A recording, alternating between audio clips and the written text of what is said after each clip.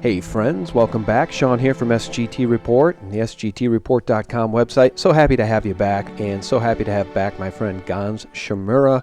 You know him from his YouTube channel facelikethesun and Canary Cry Radio, Canary Cry News Talk.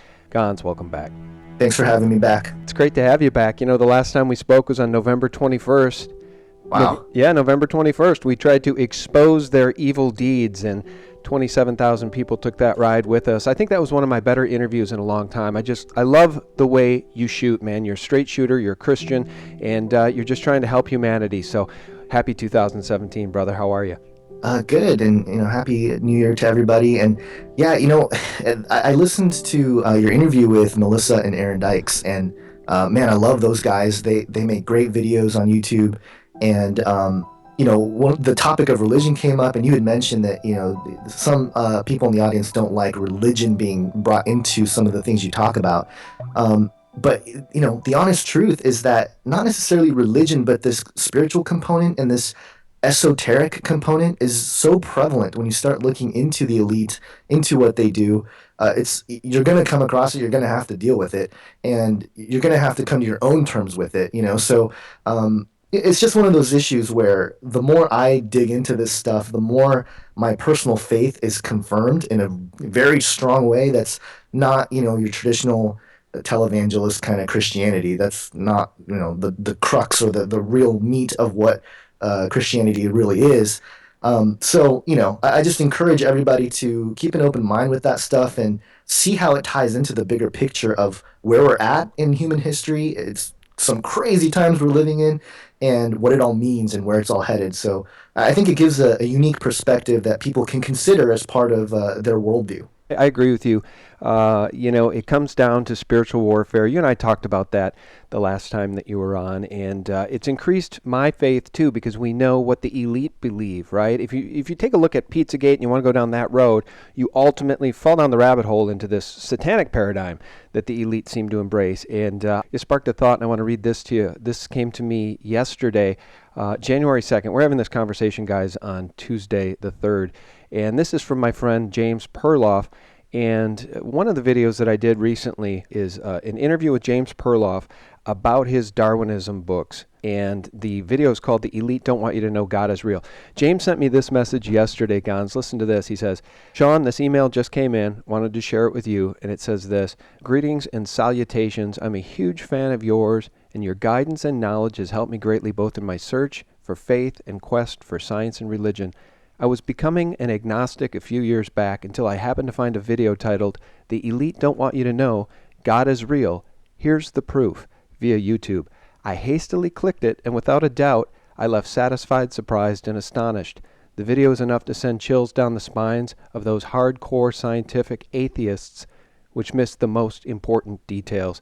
Gonz, I just wanted to share that with you because you sparked the thought, and it's wonderful to have people question the elite's established narrative, right? That we're all just here as some random accident, as some accident of Darwinistic evolution, and it's just gratifying to be able to challenge the official narrative with real reporting, with real facts. Yeah, the narrative is by definition contradictory to our personal experience as humans. That's the biggest thing, where this blatant cognitive dissonance is shoved down our throats. Like, oh, we're nothing, we're insignificant, we're in the middle of this giant universe, and we are a speck, and nature has no care for us. And it leads to a very dark place, I think. Just in being someone who grew up without any kind of faith or any kind of spirituality, even.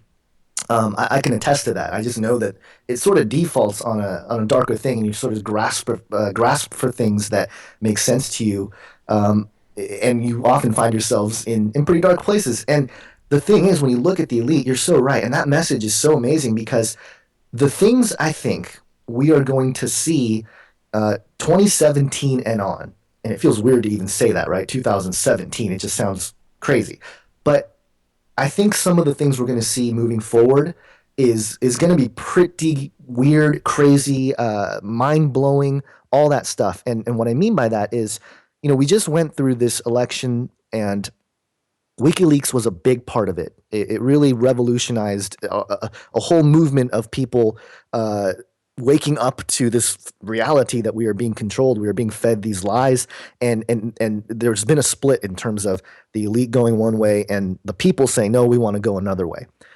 Well, in the midst of that, I think that's just the beginning. WikiLeaks is like a chink in the armor. Once everything collapses and all this stuff comes out, and when I say stuff, I'm talking about, I think, in line with science here, and we're talking about science and spirituality and where it kind of connects, where it's going to actually confront us in the near future. I think they're going to start announcing discoveries of ancient things, okay, whether it's a grave site that's found or a monument that's found. We've seen all the crazy conspiracy theories with the structures and stuff on Mars, right? And Mars has been a big thing. People pushing Mars, space, aliens, all that stuff. I think we're about to start seeing a big push in that direction from the quote unquote official community. And it's going to make it really weird because, we don't trust the mainstream media, right? Right. We've lost trust of them. Nobody really follows them. And now if they start saying stuff like this and there's the scientific community undergirding this whole announcement of whatever it may be, trickling out all these little things. Antarctica is another topic that's really interesting. What's going on there? So, it just seems like this kind of thing is gonna start to get pumped through the news feeds, and people are going to get it. And people, I think, the people that are still under the deception of swallowing everything CNN and NBC and all these guys feed them, they're going to take it, hook, line, sinker. Oh yeah, aliens for sure, ancient megalithic, whatever. The gods created us, whatever. Prometheus, the movie was true, or whatever the narrative is going to be. That's where it ties into the spiritual components, because now we're talking about non-human entities, okay, or non-human intelligences, pre-human intelligence even. So, science itself is asking the big questions that the spiritual or religious folk, if you want to call it, have been looking at for a long time. And I think there's more of a clash that's coming where, I think people like me, if something gets announced, I'm going to be like, hey, so what does this mean in terms of our history and what the official books say about where we come from, why we're here, and where we're going, which are the big questions. And it's going to affect and shake up a lot of people's worldviews. And it already started, I think. WikiLeaks, again, when I say WikiLeaks in terms of all this stuff, it seems like small beans, right? It's like, oh yeah, some corruption in government. No duh. Some darkness, Satanism. Yeah, we kind of knew that. And yeah, that exists. But why? And when you start looking at it from the bigger picture, Ephesians 6:12, we wrestle not against flesh and blood, and we wrestle against these entities, these non-physical entities. It starts to connect to this whole thing, that the influence that these government officials, people like the Clintons and the DNC, people in the DNC, Podestas, why they're involved in such darkness, it comes from the same dark spiritual entities. That's why they continue to feed this information through this one path, this outlet, this control media system. And so that's one thing. And the other thing that I think is just so in our face, and I'm about to have a baby in a couple months here. It's my first child. I have a stepdaughter, but she's my first related child. And there's a part of me that is very not scared. I'm not scared of anything that we're going to face, but concern, or a healthy concern, I would say, because the technological development that is happening right now is extensive. It is rapid.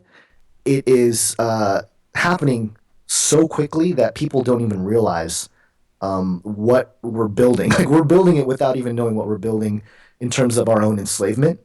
And I want to touch on some of those things, Sean, but I don't know. I kind of want to give a give a break here, get a drink of water here. Okay.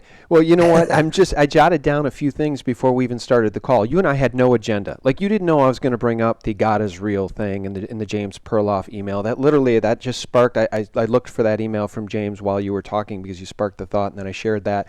And we're so in sync because I jotted down before the call the fake news attack, the dollar crisis, Russian hackers, transhumanism, spiritual warfare, all things I wanted to talk to you about. And, what's going on right now in Antarctica is raising a lot of questions. Reports of potentially a flash frozen hidden civilization that's been found. Who really knows? But we need to keep our eye on what the mainstream media tells us, which is really the fake media. And the Washington Post has admitted its Russians hacked U.S. utility story was fake news. And to tie into what you're saying about WikiLeaks is hinting at huge upcoming revelations in 2017 that will, quote, blow you away. And if we thought 2016 was a big deal with Pizzagate, it really makes you wonder what's going to happen in 2017, Gonz. And I would just say this before I turn it back over to you. Whatever the narrative is from the mainstream media, if we spin that on its head, we might be closer to the truth. Yeah, absolutely. And wow, I didn't know about that WikiLeaks announcement there. That just makes it even more interesting. Do we trust WikiLeaks completely now? There's rumors about how it's been infiltrated and whatnot, and it's hard to tell. And is Julian Assange alive? It's crazy because we just saw Rogue One, and part of the big thing was, it's the biggest budget CGI movie ever, and we saw, people that are dead act on screen, and I think part of the skepticism around the Assange interview, if I recall correctly, was that there were some weird glitches on the footage that resemble CGI tampering. So, could there have been that going on? The billions of dollars being poured into the propaganda machine, that's the kind of stuff we should expect now. Trust is going to be extremely difficult, as the reality of what's going on gets even more blurred. But you mentioned the whole cyber attack with Russia, that whole narrative, and it's really, again, I think they're trying to move in a direction where their jurisdiction, basically, their legal systems are set up aligned with the coming global internet system.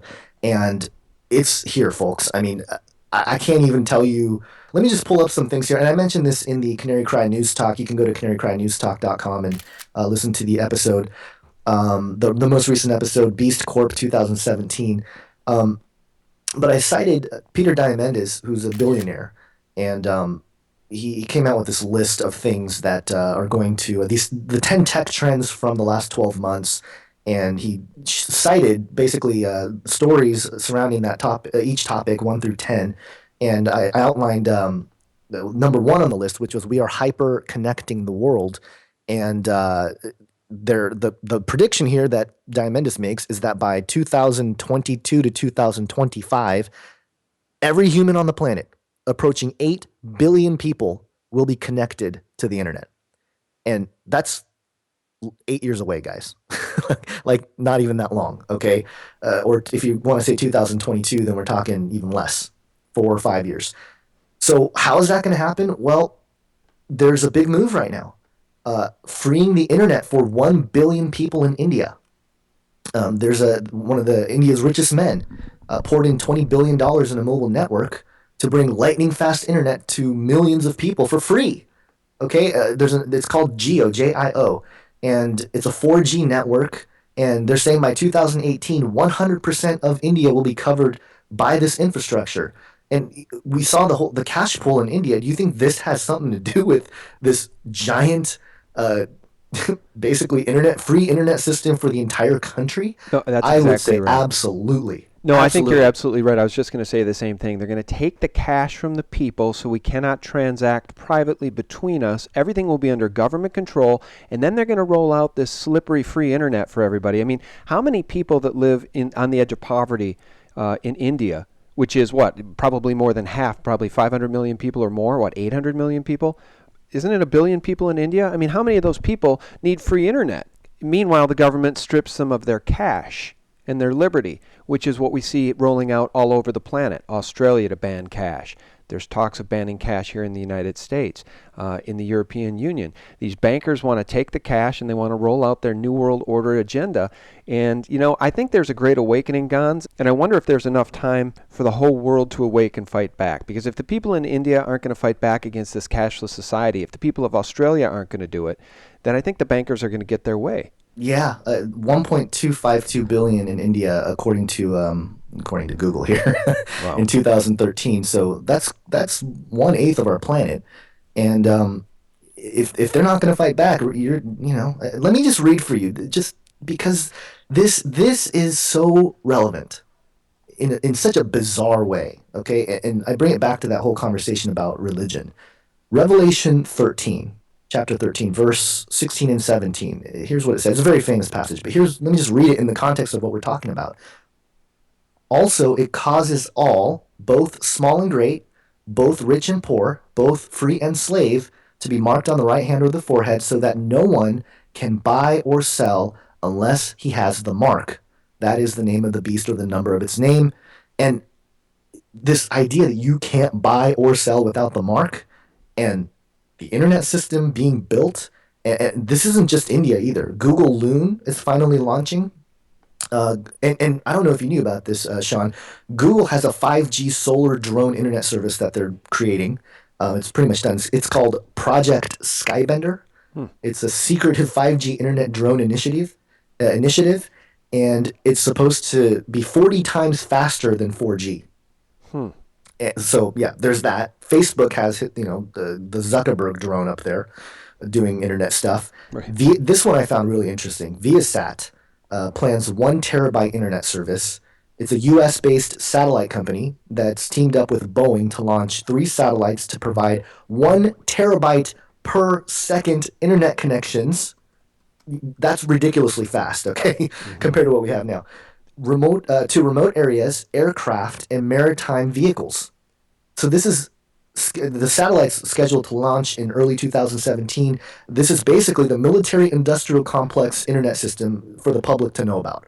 Yeah. It's really Skynet if you really think about it. If we're talking about super soldiers, which underground, they might already have transhuman, genetically engineered, bioengineered soldiers. Who knows? I tend to think they got some weird stuff going on behind the scenes that they would never really reveal to the public unless all hell broke loose, literally. Deep state stuff. Yeah. Deep state stuff. Yeah, I agree. Can I just interject and say, Sure. I wonder what calls to mind with this mention of Google Skybender 5G, which I knew nothing about, is that they are preparing for the new paradigm when the populace has virtual reality at their fingertips. So it doesn't need to get as deep into the deep state stuff to really lull humanity into a sleep state. I mean, we saw what happened with that Pokemon Go app. The whole world went nuts, and that wasn't even virtual reality. That was sort of It's augmented reality. Augmented reality on your handheld device. Yeah. Virtual reality with these goggles. I mean, people are going to turn into zombies with this, which is exactly why they would need that kind of performance, that kind of high-speed internet with that kind of data, real-time virtual reality, the whole world having it at their fingertips. They're going to get their zombie apocalypse just by putting us all to sleep with virtual reality. It's unbelievable. And that's the thing, the infrastructure. There's a couple more here that I wanted to mention. OneWeb, which is Greg Wheeler, Paul Jacob, Richard Branson. They dropped $1.2 billion to finance 900 satellites to offer global internet. Elon Musk is launching a bunch of satellites for internet service. So yeah, it is, the infrastructure is being built for the issues we've seen with sort of the internet age in terms of the youth and some of the lack of critical thinking. And I hate to sort of generalize like this, but I think most of us watching what happened with the elections and the response from, if you want to call the liberal left, whatever, like the people that were out there that voiced their opinions about their distaste of a Trump presidency, the way they behaved is a product of our generation of media, entertainment, technology, all that stuff. That's just going to get worse. You know what I mean? That sort of cognitive dissonance really is going to get worse and worse. And so I really do see a literal breakaway civilization that not just within the elite or the deep state, but trickling out their agenda of control because they need their servants to the masses. And this is really happening now. And that's why it's so crazy to see all this stuff happening because we've seen so many researchers throughout the years, the Bill Coopers, all kinds of people, even going back decades, exposing this elite agenda and talking about the technological revolution because of technocracy and what they were trying to do through Bilderberg and the IMF and all these institutions. And now they're really doing it. They really have the people in place, the Elon Musks, the Zuckerbergs. They have these guys in place, the perfect pawns, to build it. And it just amazes me because, okay, one more biblical reference, and I'll refrain from biblical references the rest of the talk here. But part of what happens with the same passage, the Revelation 13, the second beast, which is considered the false prophet, and you can get into the studies of all that, does things to deceive the whole world, to deceive those who dwell on the earth. He performs miracles, and it mentions calling fire down from heaven, which, we talk about space technology and weapons and stuff, and that comes into play, I think, possibly.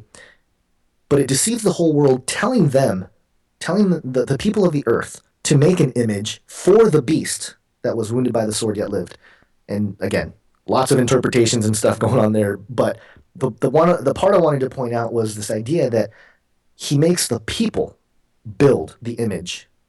And what is the image? The image is, next verse, in verse 15 in Revelation 13, this beast was allowed to give breath to the image of the beast, so that the image of the beast might even speak and might cause those who would not worship the image of the beast to be slain. So basically, an inanimate object, because an image or an idol throughout the Bible, God says, don't worship idols, they don't talk, they can't do anything, they're just pieces of, whatever. All of a sudden, it's going to have breath and speak. Now, what's this sound like to you? The image of the beast, this image that speaks, to me, sounds like artificial intelligence. I mean, really. And then again, this is where science and the Bible in this weird quasi way kind of meet, because what is artificial intelligence? It's artificial. It's not real, but it's intelligence. It's knowledge. It speaks. It, all these devices that went into the homes this year, the Echo, the Google Home, and all this stuff. What's it doing? It's speaking to people, right? It's and listening. And listening. Yeah, that's of course, that's the other side of things.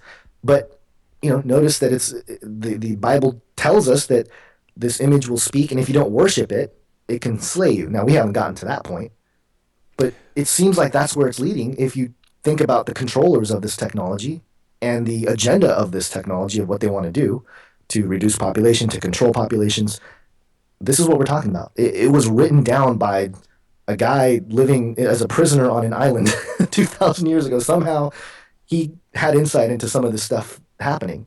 And of course, some people might say, well, people now are just using it to, but you got to, I would argue a prophecy that is a self-fulfilling prophecy is a prophecy fulfilled nonetheless, So maybe they are using some of these things as blueprints to further their agenda, but if you trace the esoteric nature, the mystery schools, it stems right back from Kabbalah, and there is a proper sort of context where all this seems to make sense. I won't get into that in this discussion, but for any of you interested, that's the kind of thing I talk about on my channel. But I don't know, Sean, do you think that you had mentioned, you had asked, do you think we have time? I tend to think that yes, but we have to act very quickly. And I'm talking about certain, encryption things that we can do as a general starting point. But I think we need to have a lot more discussion behind the scenes between communities of truthers, put aside some of the differences or whatever, and really try to think about, and this is already happening because of the whole, what happened with Pizzagate. And so that discussion, I think, needs to happen. I think it needs to develop, and I think it'll create itself a momentum that you know what I mean. Like, I can't really put it into words or put sort of my finger on exactly what it looks like, but I think with the collective discussion of people waking up and actually doing something about it, something can be done. And in my personal opinion, this is kind of a protection method. Because I know some people believe in the rapture, and they believe that the Christians all get raptured out of here before anything bad happens. Mm-hmm. And that's, in my opinion, that is not what the Bible teaches. The Bible does teach that there is Satan's wrath in the end times before God's wrath comes to sort of judge everything. And part of the beast system is that whole Satan's wrath part of it. So and we seem to live through that. And there are passages that tell us that those who do live through that, there's actually 7 churches that's discussed. 2 of them are, Jesus basically says, good job. The rest of the churches, Jesus says, you guys, you did okay, but not so good. It's, I don't know. I think it's leading to all that eventually. And whether it's within our lifetimes or not, Mm-hmm. I think it's important for us to build something that preserves and protects from that satanic system. And I've always thought about creating our own networks of trusted people and only trusted people, and literally, it's hard to do, but that's the kind of thing that I think needs to happen. Sparking smaller communities of their own internet networks, because the technology's there, the knowledge is there, the people that have the knowledge, they need to use that to push this forward into a place where we can be protected, we can live in communities, and we can live in harmony with each other, because otherwise this beast thing is taken over. Like, it's the technology, the money, everything is being poured into these global world systems that's going to govern everything, including the United Nations, who has this agenda to have everybody on a database by the year 2030. And Well, that's 13 years away. That's right. And there's some glimmers of hope, right? Because Trump has said, let's maybe defund the UN. It's unbelievable how much money that, the United States pays to fund the UN. And he said some positive things. But I want to circle back on just a couple of things. The Amazon Echo thing really sticks with me as a profound example of the delivery of the prophecy of George Orwell's 1984. Because in that book, everybody had these big telescreens, right? That could see you and hear you and observe you and keep everyone in line, because Big Brother was always watching. But what the elite have done, which is so smart and so insidious, is they sell us on these technologies under the guise that they're good for us. Amazon Echo, it's in your home. It listens to everything you do. The new Samsung TVs, right? The smart TVs, they listen to everything that you do in your home, so they can market to you.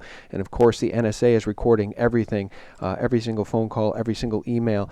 And it just speaks to the Big Brother beast system. And I just want to play that out a little further by saying in the Bible it talks about Christians being beheaded in the end times. And that seems so far away from where we are now, except if you take a look at Pizzagate, you'll see that the mainstream media is aligned with the pedophiles. You'll see Megyn Kelly bring on James Alefantis and give him a PR opportunity to clear his name. Right, It wasn't an interview. She didn't ask any of the tough questions or any of the softball questions. She didn't ask any questions at all. It was a PR moment. So we see the mainstream media in bed with the elite, and they're protecting the pedophiles.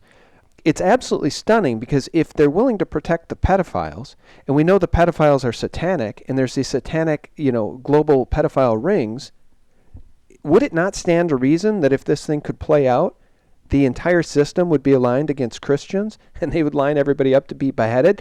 I just want to play it out, because I do see the possibility of prophecy playing out in very, very dark ways if we do not stand up. And for the Christians that want to stand down for the rapture, they're not befriending Jesus. They're not standing up for the weakest among us. Standing down against this tyranny is a sin, in my opinion. And that's why so many of us are aligned, and we're speaking out. And now we're being labeled as fake news. We're being labeled as liars. We're being labeled by our enemies as fake news, when the only truth is coming out from our side. Did you happen to see the Trump tweet in which he said the pedophiles need to be brought to justice, quick and swift trial and death penalty? Yeah, I did. And man, it's kind of a double-edged sword with that, because here's the deal. James Corbett just published a video with Rule 41. The FBI is now officially the enemy of all computer users. And basically the FBI, the way the language is said, I guess it says they can now, basically gather or have a warrant for 5 or more devices. Or more, which means infinitely more, which basically means any computer, anywhere they can access or have a warrant to. And the double-edged sword aspect of it with the whole Trump thing is, let's say, with this sort of thing, they use it to expose Alefantis to, just absolutely no questions exposed. and he is whatever happens to him in a court of law or the people involved. What if that very thing, the very laws or jurisdiction, the kinds of methods that were used to bring a guy like Alefantis down, is the very legal system or legal tactics that can infiltrate and bring everybody down? Think about it this way: it's the exact same thing as 9/11 in terms of relinquishing our privacy for a protection, right? For a greater good. That's the double-edged sword here. Yes, bring justice to these pedophiles, and we might see that. I really think the Trump tweet is interesting because I think we will see something happen there. And I'm not trying to make predictions. I'm just saying it just seems like it's going in that direction. And if that happens, I do think we should cheer that on in terms of having a victory in that regard. But again, the double-edged sword part of it is that the price we will have to pay, maybe, I don't know if this is exactly how it will play out, but maybe the price we have to pay is that now governments have this ability to really look into anybody's digital information at will for protection, right? Well, yeah, that's right. But I would say this, right? The normally wired among us would say, fine, I have nothing to hide, right? It's a slippery slope. We hear that from the sheeple people as it relates to all this NSA spying. They're like, fine, check my emails. I have nothing to hide. It's a slippery slope because the FBI up to this point has not been able to be trusted. Neither is the Department of Justice. And if they want to seize any truther's information, if they want to seize any truther's laptops or devices and then make a federal case out of it, who knows what the truth is? They could put anything they want on your machines and say, you did XYZ, you were funding ISIS, you were a terrorist, you were talking to ISIS sympathizers, you had the intentions to go to Syria and fight with the rebels, you were dealing in child pedophilia. They can do anything they want, and who would know the truth? I mean, certainly the Department of Justice has not demonstrated itself under Loretta Lynch to be honorable, trustworthy, or anything having to do with justice. Right. Yeah. Yeah. That's a slippery slope. It is. And you're right. Yeah, there's this idea that we have nothing to hide. That was actually brought up in this interview with James Corbett. And the guy he interviewed was Rick Falkvinge. He's the founder of the original Pirate Party and head of privacy at privateinternetaccess.com. I recommend you guys go listen to that interview. But basically his response was, well, yeah, but it's not necessarily the data itself. It's the interpretation of that data. As well as what you bring up a great point as well, that they can implant any information that they want after seizing a device, to say anything to create a case, and no one would know. It's exactly kind of this whole Russia thing, right? The Russia hack. Yeah. It's like, where's the real evidence? There is none, but officials say it, and then the reports come out. Trump has his own insiders, which I think is true. I think there is a division amongst these intelligence agencies, and I do think there are some who are trying to do the right thing. But nevertheless, they're all part of this sort of system. But do you find it fascinating that so many of these billionaires are aligned against us? For instance, you've got Jeff Bezos, right, with Amazon Echo and his Amazon empire, and so he buys up the Washington Post, which some of the alt media guys call Bezos blog now, which I think is just brilliant because he's a billionaire. He buys up a newspaper, and suddenly this newspaper, which is supposed to be this trusted source, is run by this one billionaire who is all in establishment. He's got contracts with the CIA, etc. It's very fascist. And on the other hand, you've got Mark Zuckerberg over at Facebook. Were you following the story about the SpaceX rocket that exploded at Cape Canaveral back in September? It was reportedly carrying the Amos 6 satellite, which was supposedly going to provide internet coverage to large parts of sub-Saharan Africa. And the thing blew up inexplicably on the launch pad.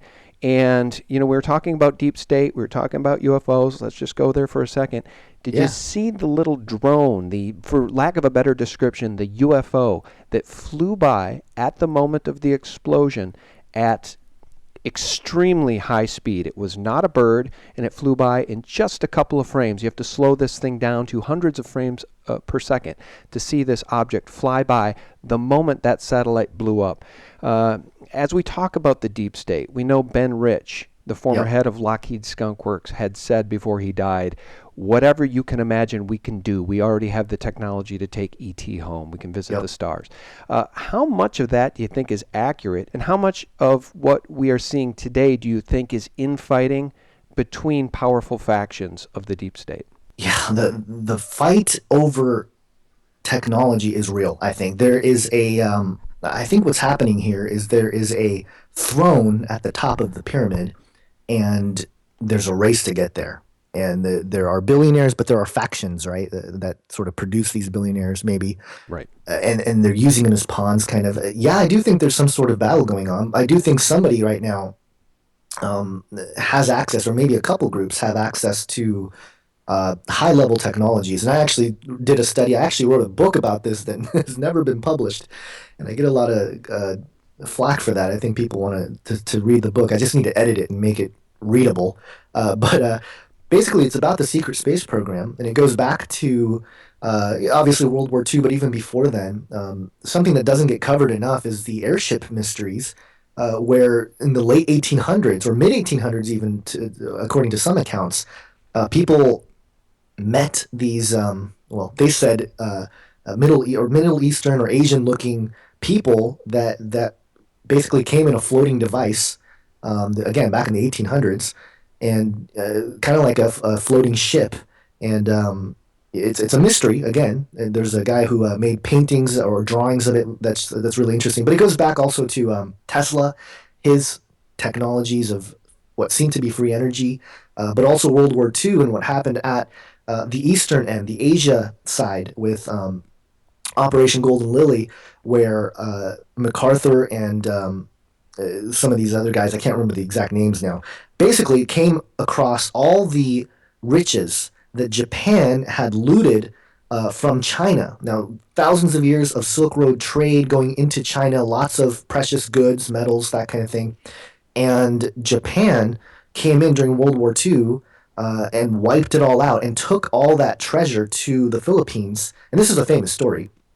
It's the whole Yamashita's gold. We've Pretty talked popular about story. I that. think your We audience would Bix probably Weir, know. we've talked about that with our friend Bix Weir. Yeah, He talks about all the Yamashita's gold, the hidden gold. Yeah. yeah, and so some of the things that other researchers have proposed in as a consequence of that, and you see, a lot of the global infrastructure is being built right after that, right? I think the IMF was built right after that. The government restructured the way they work. A lot of things happened, and then we have the 1948 or 1947 Roswell event, which this is the 70-year anniversary this year. And then 1948, the creation of Israel, and that goes into a whole different octopus. But um, it seems like there was a split there where deep hidden occult research was funded by these treasures, this large sum of precious metals that were discovered and confiscated, basically. And some estimates say that it's in the hundreds of trillions of dollars worth of precious metals and stones. So, I mean, pretty endless compared to what I think is out there. So, that could fund a secret space program that develops technology that is well beyond what we get publicly. And that's why I think they're able to control the technology leak and sort of create what they want to through the technocracy, through uh, things that are being built like Amazon, like Facebook and social media. All these things seem to be controlled, right? And so I think there is this greater agenda going on. And if you talk about space, that geopolitically is going to be very interesting moving forward as well. Space Daily reported today China's space plan to develop strength and size, and they're building their space program, and they want to go to the moon, the far side of the moon, by 2018, and they also plan to launch their first probe to Mars by 2020. And this is the second time I've brought up Mars, but I think they're going to go there. There's already programs where people are volunteering to be the first people to go to Mars, right, and die there, basically. So this kind of thing is happening, and gosh, there was another. There I had a few space things going on that I wanted to touch on that seems to relate to everything. The China thing is huge because geopolitically, the United States, NASA not being, the NASA being never a straight answer, Right. just complete full of lies, and we can talk about them if you want to. But the start of the entire history and origin of NASA and rocketry in general, Jack Parsons, heavy occultist, Yeah. satanic rituals. L. Ron Hubbard, his buddy, started Scientology. You look at the eschatology and the sort of belief systems of Scientology. It's a form. It's a version of the occult mystery religion belief systems. So you think Scientology is crazy, right? Most people are like, that's nuts. Scientology, what they believe is absolutely nuts. And you've seen the South Park episodes or whatever making fun of them. And it's like, yeah, that's kind of pretty much what they believe. And that's kind of pretty much what the elite believe, that they're going to be ascending into godhood through this technology with the assistance of the gods or whatever. There's different forms of it, but it's this idea of apotheosis. And it goes right back to everything that, started this country even. The apotheosis of George Washington in the Washington Monument. Why is there a painting called The Apotheosis of George Washington, where George Washington is being ascended and declared a god? Why is that happening? Because everything is esoteric. There's a mystery religion thread all throughout this whole thing, and it's rearing its head in a really obvious way through the technological revolution. Yeah, I don't even know where we started on that.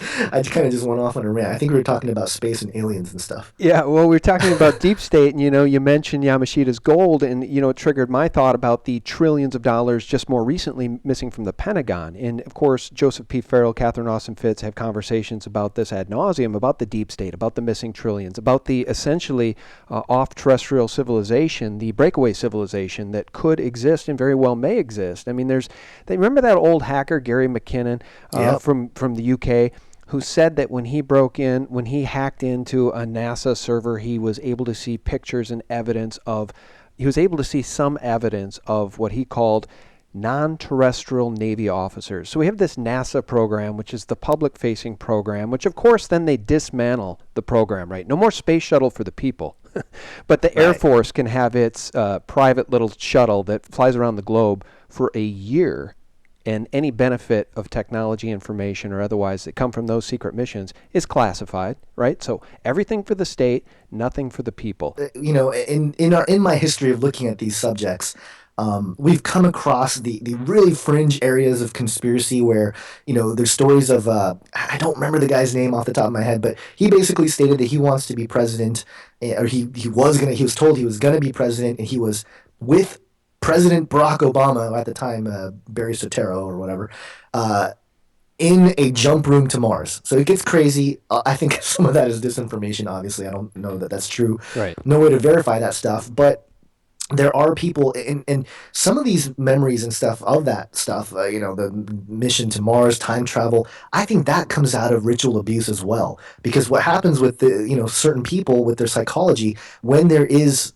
heavy traumatic abuse, they can reprogram some of those memories with really bizarre things, and it's a method that the occultists use to control people basically, and to from the spiritual perspective, what they're doing is they're splitting the personalities, and they assign demonic entities to those split personalities that can hide underneath. And it's a very complicated thing. You talk to deliverance ministers, they have sort of a mapping of how this works, and they battle this stuff in the name of Jesus. Just being honest about it, they use the name of Jesus, and they can heal people from this stuff. So that stuff is real in that regard, but yeah, in terms of the space thing, you have the X-37B, which they've mentioned in passing the last couple of years. They still haven't really said what it does. They don't openly talk about the payload, uh, but it's been up there and it's autonomous. It's been up there for I think over 500 days as of October 2016. So more than that now, or maybe it landed. I don't know. But that's the public stuff. What's going on that we don't know about. And let me just mention also that I do believe Lockheed Martin, and I don't know in what context, but I do know in the Podesta emails, Lockheed Martin was mentioned as part of one of the organizations that they were working with. So, again, it's a really interesting road to go down. The Hillary Clinton connection to the Rothschild, or I'm sorry, is it the Rothschilds or the Rockefellers? I think it might be the Rockefellers. and Hillary visiting Rockefeller Ranch, and Oh, sure. Yep. being handed a book about. I don't remember all the details there, but basically they have an interest in UFOs. You talk about her on the Jimmy Kimmels and also Bill Clinton uh, saying, and if you go watch Age of Deceit 2, I have a clip of Bill Clinton in an Asia Pacific conference. I don't remember what year it was. It's a handful of years ago, maybe 2000, I don't know, maybe 10, 11, 12, somewhere around there, where he said that this generation, they're going to discover some really interesting things and it'll be scary but fascinating. And Bill Clinton's saying that, openly.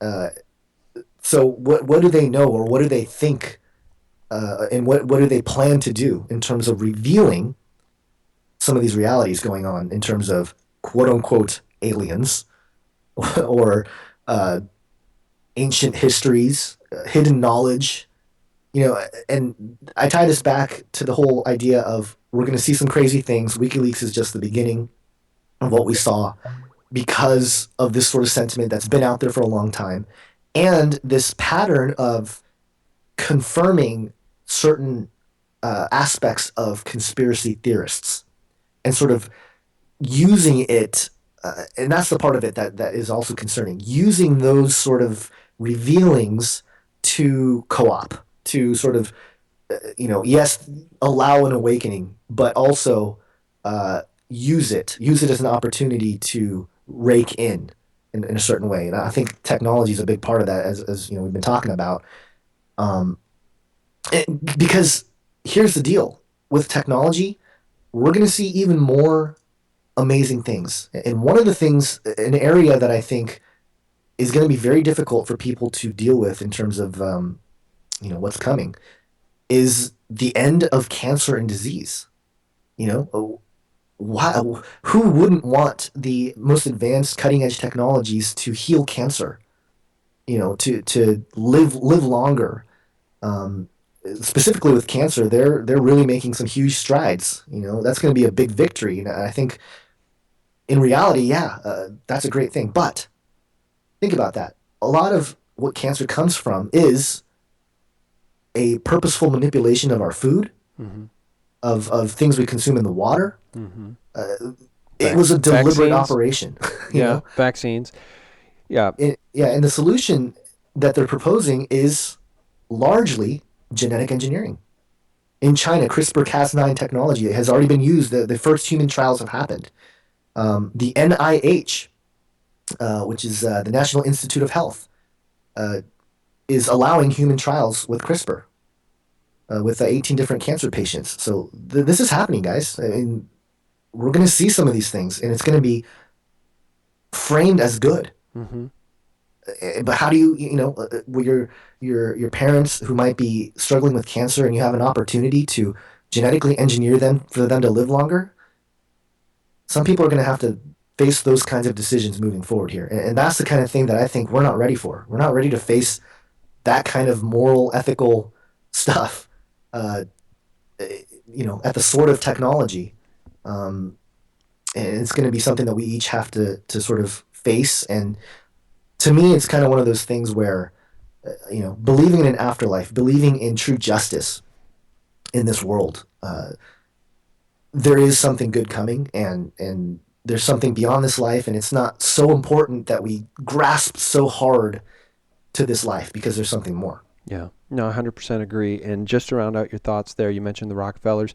Obviously, if there were benevolent hands at work to drive this technology, if there were benevolent hands, technology can certainly help humanity. And, as long as these technologies being rolled out aren't still under this old faction of the Rothschild Rockefeller ruling elite, and they probably will be, but if they weren't, if they were a benevolent hand behind them instead of a malevolent hand, then we could put an end to eugenics. We could put an end to cancer. We could put an end. I've said for a long time, if there were benevolent dictators in control of this planet, we could live in an Eden. I mean, I think the Creator has provided us with everything we need to live in an Eden, but those that stand opposed against us want to defile God's creation, for lack of a better word. And that's why we see Pizzagate and the cover-up of Pizzagate. And I'll just round it out with this.